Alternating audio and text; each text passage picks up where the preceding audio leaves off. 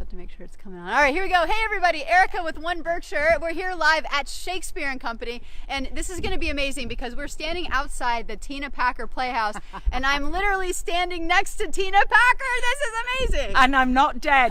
She's not dead.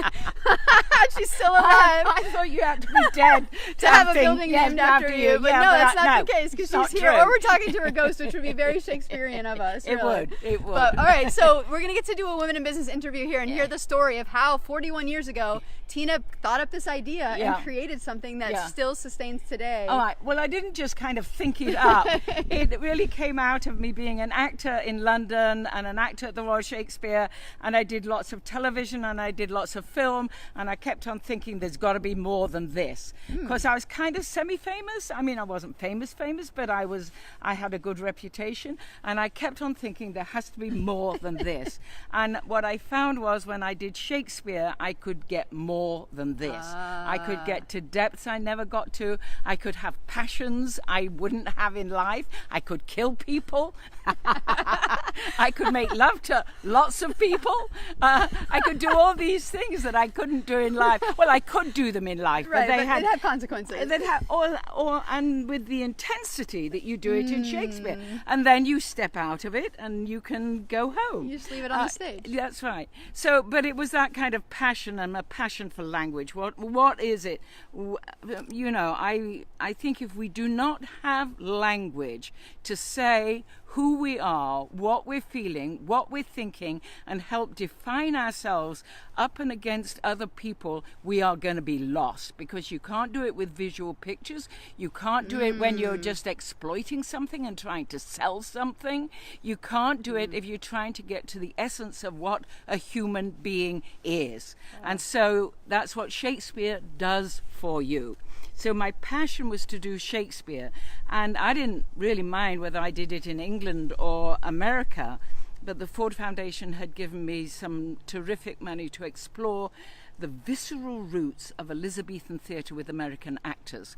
And so when I was looking to set up a permanent company, I was looking in England, I was looking here, and somebody said to me that I didn't know hardly at all, but you always grab the brass ring when it comes around. He said to me, I'll help you set it up. We'll do it up in the Berkshires. Never been to the Berkshires. You're like, the what? The where? That's exactly. I would have said Berkshires, of course. The Berkshires. But I said, yeah, all right, let's go, you know. And I did want somewhere where we could be part of a community, so I could see what effect a classical theatre had on a community. And New York and London, where I'd been living, you can't really tell what effect you had. It's too big. It's too big. It's too stressful. It's too... So anyway, up we came and we saw Edith Wharton's house, The Mount, which was totally derelict, and we moved in, and he, in fact, rented the Mount for us for the summer, but he didn't give us any other money, and we had $3,500 in the bank, and off we went. We used it mostly for marketing and paying ourselves $50 a week, and then we started doing Midsummer Night's Dream, and everybody came and the cash flow began, and I learned how to be a business person. All right, and you're going to tell us about your lessons on that. Should we turn and show something else? Do you want to show the garden yes. here? All right, no, so we have theatres everywhere. Okay. That's the Tina Packer Playhouse there. But we're going to turn around, and this is usually an outdoor theatre called the Roman Garden. Can you see that? And imagine it with seats and benches and all kinds of. It's like a theatre in the round setting. It's theatre in the round, and there's all kinds of things flying, and so that's that. And then let's just walk a little bit. Okay, we're gonna walk, and she's gonna tell us some lessons as like a woman manager. What's that like? You're laughing. Well, I am, because the only thing I'd ever organised before I actually. Started the company was I'd had a budget for the project that I'd had done before, which the Ford Foundation had given me, and that was a couple of $100,000. But before then, the only thing I'd ever organised was my budget for one play as a director. However, I loved maths at school, so I figures didn't frighten me, and I can add up and subtract. I can tell when you're in money and out of money. There you go. And I know you have to meet a payroll at the end of the week, so you know that number has to be above zero. That's right. Yeah. Unless the bank's really friendly and will help you. So off we went, and really, I mean, there's been some hair-raising times in the 41 years, but it's incredible, and I think it's creativity that keeps you going. So when the times get really rough, if you're totally interested in what you're doing and dedicated to it, and we were, because we kept on expanding and expanding and expanding, if you hold to that, then you'll come through it, you know. But you have to be willing to go through some rough times. So you mentioned these harrowing times. I'm going to ask you, is there one in particular that stands out where it's been a challenge, but you've learned something from it that we could benefit from? Yes, it was the year, and I've forgotten which year it was, but it was the year when the Arts Council got cut to shreds, both the national, both the NEA and the Massachusetts Council. I remember it. I think it was the first year Smitty Pinion Tully was our representative, because I felt he didn't understand the whole economy in Massachusetts. Sorry, Smitty, if you're listening to this. Oh no, he's terrific. He's terrific. Now that she's trained him up, right? Barely. But I do remember it was, I think, his first year or his second year, and suddenly all our funding got slashed, and it was harrowing, because could we meet payroll? Could we not? Should we lay off people? Should we not? But what I did was actually the opposite. I expanded instead of contracting. Wow. Because I thought if I did it, I can see how I can make it if we can actually get bigger, not smaller. So I went contrary to all what people would think as the natural thing to do, or the wise thing to do, and actually I pulled it off, so it was all right. I mean, I have to say the company threw themselves into it. Yeah. You know, they rallied, and the commitment was enormous, and it was a do or die situation, and they would rather expand and be working, if I can put it like that, and say yes, look at what we can do. And it did turn around, and then eventually the national and state turned around as well, and the corporations started giving money again, and individuals started giving money again, so it all came back. But I think that was the worst time we'd ever had. There are a couple of other ones as well. So let's get this backdrop, because this is gorgeous over here. So this is that over there is a footprint of the Rose Theatre, which was... Here, turn this way so we can hear you. Oh, yes. Yeah, so that's the Rose Theatre. That's a footprint of the Rose Theatre, which was the theatre next door to the Globe on Bankside in London. And it was the first theatre that Shakespeare's plays were ever performed in. And have you performed at the actual Rose yourself? No, well, it's a ruin now. It is a ruin. We've got more of it there than they've got. But I have been inside there, and I have declaimed a little while I was inside there. I wouldn't expect anything less.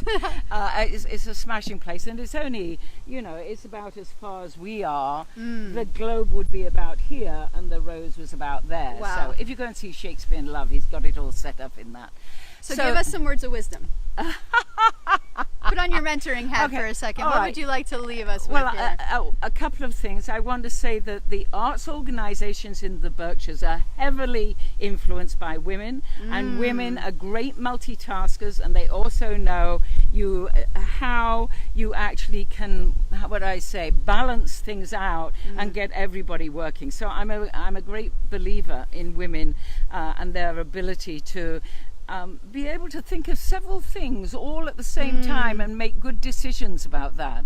I just want to say, I do want to brag for a minute. So for 4 years, I taught at the business school, Columbia Business School, in for their executive directors, because by this time I'd learned how to be a smart manager. So you can actually learn on the job, do really well, and end up teaching it to other people. It's a good lesson. Yeah. So shout out some women now. Who inspires you, women in business in the Berkshires? Oh, well, all of them. So there's Kate McGuire down at the Colonial. There's Julianne Boyd. There's Pamela over in Jacob's Pillow.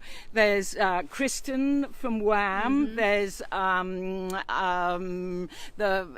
Biff, Kelly Vickery at Biff. They're all over the place. Yeah, they're and all women-led. They're all women-led. Yeah. I mean, and I think, Joe and people like that are terrific too. And he's got a good wife, you might notice. But I do want to say, you know, our economy is driven by the arts organizations in the Berkshires, and the women are more than playing their part. They're actually out there leading. So I think everybody should know this. So take a few moments now to just plug some of what's coming up for Shake & Co. What should people know about? Yeah, well, right now we're in the middle of doing the High School Festival of Shakespeare Plays, which is in every single high school practically in Berkshire County, and it's the weekend before Thanksgiving. And if you have never come to this, come to it. The place is packed with teenagers who love doing Shakespeare, and there's some of the best performances you've ever seen. So it goes. And that's actually an interesting point, because you said earlier you wanted to come to a community where you could see the impact of the theater on the community. This is clearly an impact on the community. It was almost the first thing we did after that season finishes. We went into the schools, and brought it out, and then we started training other people, because Kristen Linklater, who was our director of training at that point, was very famous, and we started doing intensive workshops, and we've been doing those ever since. So people come to us from all over the world, though you may not know that in Berkshire County. Yes, they're coming here to the Berkshires. They come from here because of this organization. That's right, and then they go back. I mean, the Globe that is currently touring Australia and New Zealand is run by two people who met at Shakespeare Company and went back and created their own Globe Theatre. That's incredible. So, but there's lots of people who've done it, and they go back to their own departments where they're teachers, or they go back to their own companies, or they set up education departments in their own Shakespeare companies. Did you know there were 186 Shakespeare companies in this country? I would have never guessed that. No, well, there are. It's just that they're not kind of famous in the way the Brit Shakespeare. There's a hell of a lot more of them, and in 20 years' time they'll be as famous as the Brit companies. That's probably true, especially if you're around to have a say in that. So in addition to Fall Festival, what else is coming up here? So at Shake Fall & Co? Festival, then we're doing Pride and Prejudice at Christmas as our Christmas play. Which Ariel Bach is directing, another woman. Oh, by the way, more than half of the directors in the schools are women. I just want to make sure we're clear. And so Pride and Prejudice, and we're just going to announce very shortly what next season's going to be. Top secret at the moment. Top secret. You'll have to tune in to find out. That's right. But do come back and see Pride and Prejudice, which everybody loves, and you know, come anyway, even if you don't love it. And enjoy all of that passion and all of that killing and all of those things that drew you to Shakespeare in the beginning. Well, it's not quite that in Pride and Prejudice, but maybe not that one. There are in but the at the high school, right? All right, so thank you so much, Tina. This was so fun to be here with the living and founder, legacy woman, Tina Packer of Shakespeare Company, and we hope to see you out here at some shows very soon. Okay, thank you so much. Bye, everybody.